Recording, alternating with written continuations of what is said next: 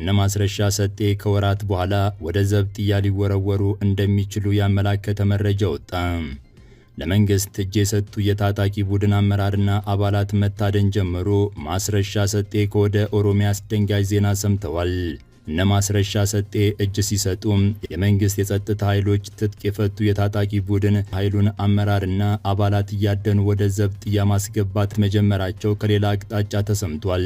አሁን የወጣው መረጃም እነማስረሻ ሰጤ ከወራት በኋላ ወደ ዘብጥያ ሊወርዱ እንደሚችሉ ያመላከተ ሆኗል። ከመንግስት ጋር የሰላም ስምምነት የተፈራረሙት የታጣቂ ቡድኑ አመራሮችና አባላትም በመንግስት ኃይል እየታደኑና እየታሰሩ መሆኑን መሰረት ሚዲያ ከቡድኑ መሪ መስማቱን ጠቅሶ ዘግቧል።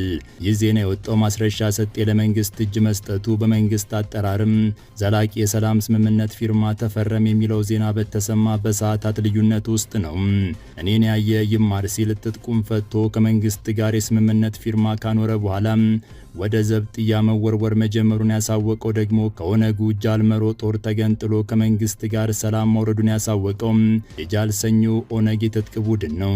ጃልሰኞ የሰላም ስምምነት ብለው ጉድ ሰሩኝ ሲል እነማስረሻ ሰጤን ያስደነገጠ መረጃ ወጥቷል። የእነማስረሻ ሰጤን ቀጣይ ዕጣ ፈንታ ያሳየ በሚል ዜናውን ብዙዎች ተጋርተውታል። በቆይታችን በስፋት የተካተተ ጉዳይ ነው፣ ተሰሙታላችሁ።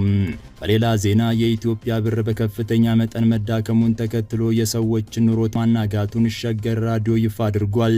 ከመሃል አዲስ አበባ አንስቶም በበርካታ የኢትዮጵያ ከተሞች ላይ አሁን ከባድ የኑሮ ውድነት መጥቷል። ለዚህ የዳረገው ደግሞ ከሰሞኑ የኢትዮጵያ ብሔራዊ ባንክ ያካሄደው የውጭ ምንዛሬ ጨረታ መሆኑ ተገልጿል። ከመሃል አዲስ አበባ አንስቶ በመላ ኢትዮጵያ ላይ ከባድ ነገር ያመጣው መረጃ በቆይታችን ተካቷል። ከወደ ኤርትራ በተሰማ ዜና የኤርትራ መንግስት በወታደራዊ እስር ቤት ያለ ፍርድ ለ18 ዓመታት ያህል አስሯቸው ነበሩ የተባሉ 13 ሰዎች መለቀቃቸውን ቤተሰቦቻቸው ለቢቢሲ ትግረኛ ክፍል ተናግረዋል። 13ቱ ሰዎች ታስረው የነበረበት ቦታ ደግሞ ማይስርዋ ተብሎ በሚጠራ ጥብቅ ቁጥጥር በሚደረግለት ወታደራዊ እስር ቤት መሆኑ ተገልጿል። በቆይታችን የተካተተ ጉዳይ ነው።